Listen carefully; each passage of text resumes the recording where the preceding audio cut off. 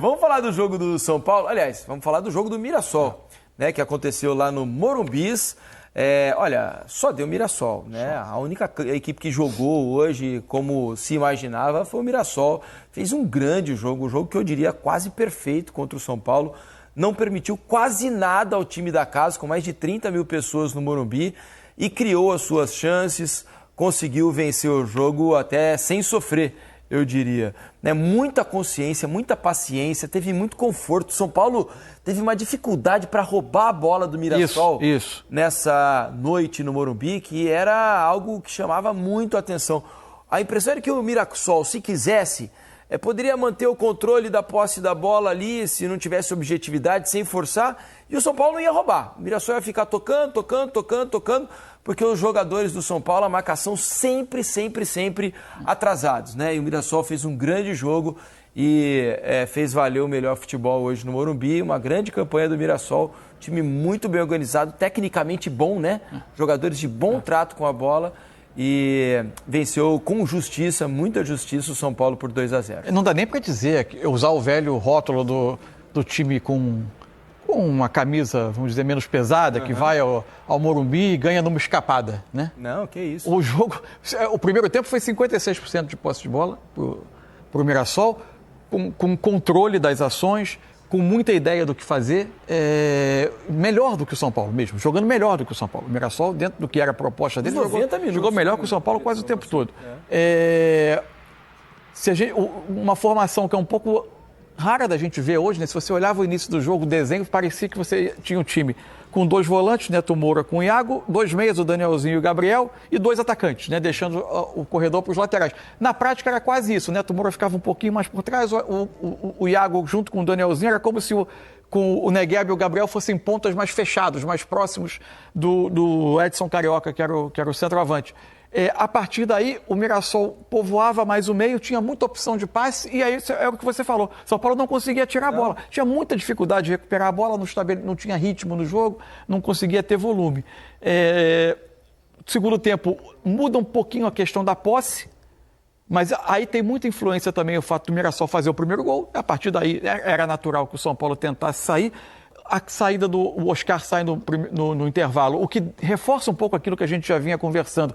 São Paulo fez uma sequência de jogos em que o São Paulo ficou com 10 homens, alguns em campo mais pesado, como foi o jogo do Náutico. Por exemplo, contra o Náutico na Copa do Brasil, e o Oscar lá jogou 90 minutos. Isso.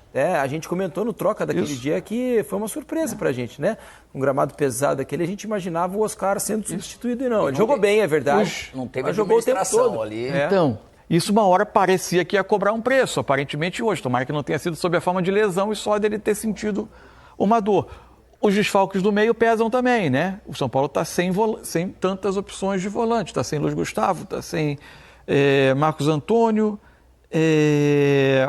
Acabou jogando o Pablo Maia, que estava ainda num processo de volta. O Alisson tem sido muito sobrecarregado com jogos em sequência. Isso dificultou um pouco o São Paulo tirar essa bola do Mirassol e brigar tanto pela bola. Enfim, não foi um jogo bom do São Paulo, mas o Campeonato Brasileiro do São Paulo é bastante ruim. E o Mirassol, ao contrário, faz um campeonato bem acima do que a gente esperava e com muito mérito do trabalho do Rafael Guanais. O São Paulo fez vários jogos ruins ao longo do ano. Esse, para mim, foi o pior. Foi o que ficou mais evidente hoje, assim, a falta de repertório, especialmente ofensivo, né? O São Paulo criou muito pouco hoje perigo para o Walter. O Walter fez o quê? Uma defesa? Foi naquela cabeçada que foi fraca no primeiro tempo, que ele espalmou para escanteio. E depois praticamente não foi incomodado, mesmo jogando no Morumbis. Vamos mostrar para vocês em detalhes a jogada do gol do Mirassol, o primeiro gol, porque é uma jogada belíssima.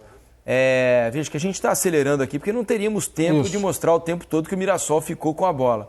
Mas deu mais de um minuto, né? Deu mais de um minuto. 1 minuto e 15 de posse de bola do Mirassol até o gol. Veja, a bola começa na direita, roda, vem para a esquerda, e aí volta na direita até sair o gol. Veja como é um time consciente, paciente, jogadores se posicionando bem para receber a bola, sempre para ganhar as costas, ganhar as costas da primeira pressão. Dos espaços que acaba sobrando, né? Enquanto o São Paulo ficou trotando, aparentemente, né? Sem pressão na bola quase nunca, até a bola chegar na lateral. Evidente que tem a falha. Uma falha rara do Rafael. Rafael é um ótimo goleiro, um dos melhores do Campeonato Brasileiro.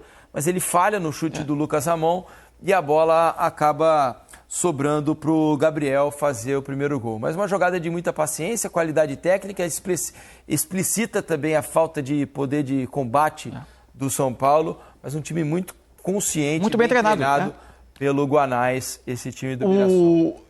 Assim, a gente fala de tão poucos times no Campeonato Brasileiro que superam a nossa expectativa em termos nem de pontuação só, é de desempenho. E aí não dá para não notar. E isso não tira nada de mérito do Mirassol, porque ele compete com muito menos recursos do que a grande maioria dos adversários. São Paulo, então, nem se fala. Mas ele também se vale e aproveita como competência ter uma competição só. Vamos só dar uma notícia antes do intervalo aqui, porque o nosso Vini Bueno, né, sempre atento aqui assistindo a troca de passes, mandou uma mensagem aqui que o Corinthians fez uma atualização médica sobre Yuri Alberto. Então a nota diz o seguinte, durante o jogo diante do Atlético Mineiro, o atacante Yuri Alberto sofreu um trauma na lombar, que resultou em uma contratura. Ele será examinado em Belo Horizonte, onde a equipe permanecerá até segunda-feira.